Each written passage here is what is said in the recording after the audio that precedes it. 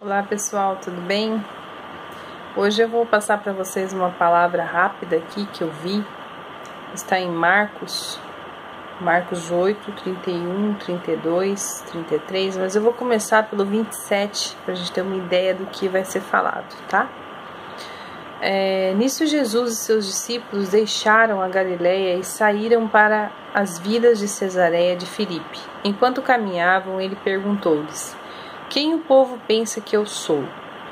Que estão eles dizendo a meu respeito? Era tipo uma conversinha, né, que Jesus estava tendo ali com os discípulos, tá?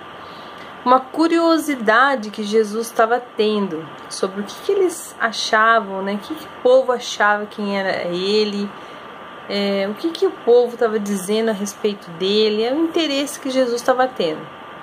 Aí no 28 eles dizem: alguns deles pensam que o Senhor é João Batista, responderam os discípulos, e outros dizem que é Elias ou algum outro profeta antigo que voltou a viver novamente. Porque assim, foi falado a respeito de João Batista, que João Batista era uma espécie de Elias. Não, o anjo não falou que João Batista era Elias, tá? João Batista diz em Lucas 1 que diz, né, o pai de João, diz que ele ia ser uma espécie de Elias, não que ele ia ser o Elias, tá?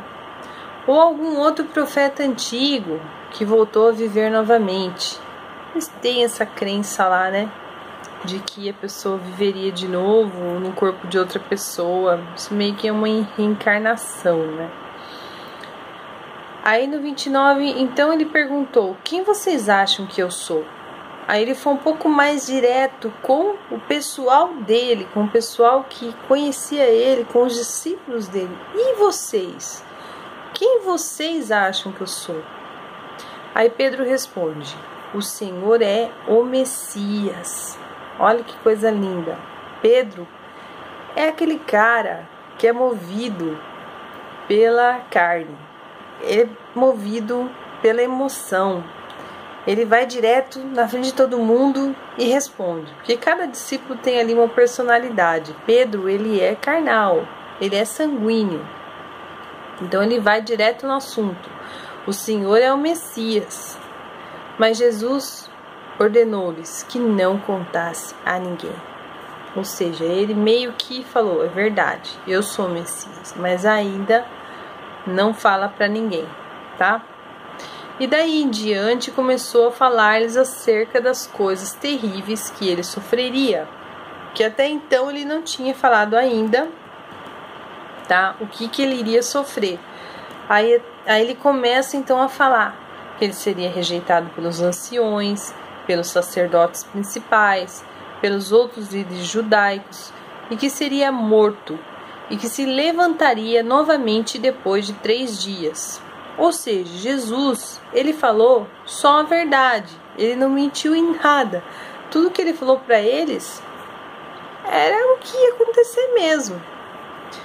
E ele falava sobre isso com eles muito abertamente, ou seja, ele falava com eles, ele não falava com o povo. Nesse horário, nessa hora aí, era só com os discípulos que ele estava falando. De modo que Pedro, de novo, olha lá, ó, o Pedro de novo. Pedro o levou a um lado, não foi na frente de todo mundo, ele chamou Jesus para um lado e chamou a atenção de Jesus e disse: o Senhor não deve dizer coisas assim. Disse ele para Jesus. Jesus voltou-se, olhou para os discípulos, ou seja, Jesus falou assim: você me chamou aqui num cantinho aqui para me repreender, né? Mas eu vou te repreender na frente de todo mundo. Peraí. Chamou, olhou para os discípulos, olhou para todo mundo e disse assim, disse a Pedro muito severamente: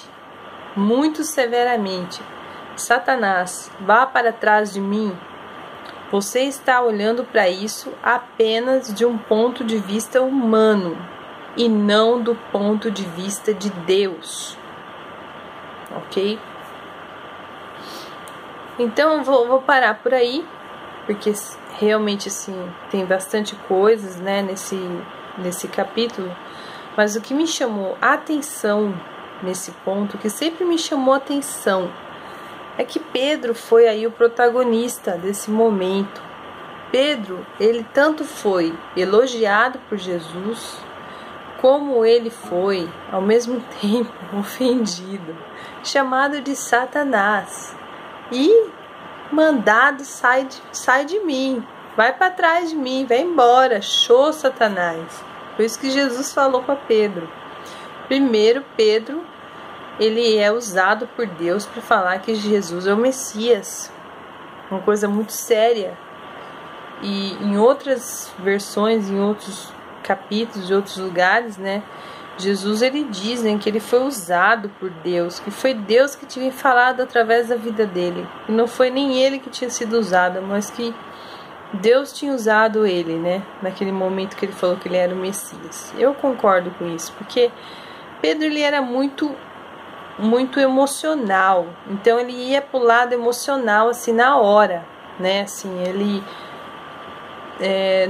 não era dele nesse momento, mas como uma pessoa emocional ela é um pouco mais sensível também, a gente tira por esse ângulo aí que Pedro, ele foi usado pelo Espírito Santo, porque ele foi sensível, ele teve sensibilidade do Espírito Santo para poder falar uma coisa tão grande dessas. E aí quando Jesus começa a contar tudo o que ele iria sofrer, e Pedro recrimina ele, fala para ele não falar essas coisas não se falam, não se diz essas coisas assim, né? Ele repreende Pedro, de Satanás, vai para trás de mim. Você está olhando para isso apenas um ponto de vista humano. Isso me chamou muita atenção, porque realmente muitas vezes a gente só olha para as coisas com um ponto de vista humano.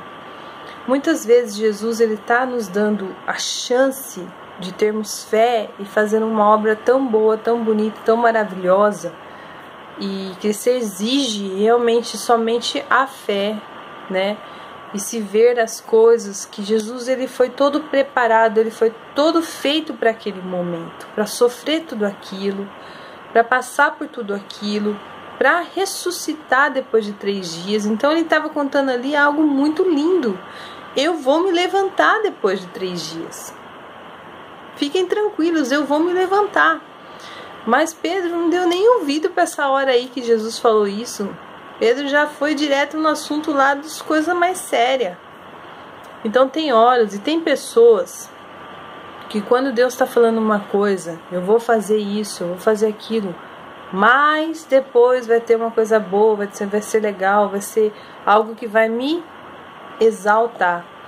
E a pessoa pega e a pessoa vai lá e corta, sabe? Então Jesus, ele está dando uma repreensão muito severa nesse tipo de pessoa, como Pedro foi, tá? E está chamando essa pessoa de Satanás. Por quê? Porque muitas vezes Satanás usa pessoas assim para atrapalhar o sonho de outras pessoas, a fé de outras pessoas. Então, pare de falar palavras contrárias. Pare de ser como Pedro foi aqui. Deixe as coisas acontecerem. Se tiver que acontecer, vai acontecer. Se Jesus está falando que vai acontecer, mas depois de tudo vai dar tudo certo, confia em Jesus. Vai dar tudo certo. Confia e pronto. Não fica reclamando, não fica falando, não fica murmurando, tá? Pense no ponto de vista de Deus, porque Deus, ele sabe coisas que a gente não sabe. Muitas vezes a gente pensa de um jeito humano, somente humano, e fica ali naquela, sabe, naquela questão humana só. Mas Deus, ele tem um plano acima do seu plano. Deus tem um plano acima. Deixa Deus fazer. Calma, tenha paciência. Espere em Deus, confia nele e ele vai mostrar o lado certo, tá bom? É isso que eu queria falar para vocês, né? O vídeo tá ficando um pouco longo e leia lá Marcos 8 inteiro, vale a pena, tá bom? Beijão para vocês e até mais. Deus abençoe. Fui.